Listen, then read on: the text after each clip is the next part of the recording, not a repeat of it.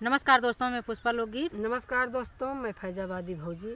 फैजाबादी भौजी के चैनल पर सभी का स्वागत है और इनके चैनल को आगे बढ़ाइए और ढेर सारा प्यार सपोर्ट कीजिए, ढेर सारा प्यार दीजिए, अपना आशीर्वाद दीजिए। और इनका नया चैनल है, अभी बहुत पीछे है, तो आप लोग सपोर्ट करेंगे तो ज़रूर आगे बढ़ेगा। तो आइए एक चुटकुला नाच गीत सुनाते हैं। कैसा लगा कमेंट में ज़रूर बताना और अच्छा लगे तो कमेंट ज़रूर करना। सखी सैया हमार थानेदार बाई कैसन तोहार बायना। सखी सैया हमार थानेदार बा कैसन तोहार बायना।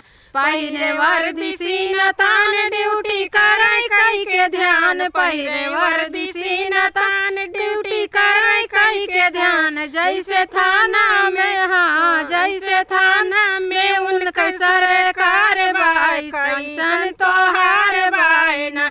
जैसे थाना में उनके सरकार बाई कैसन तोहार बायना। सखी सैया हमार थानेदार बा कैसन तोहार बायना।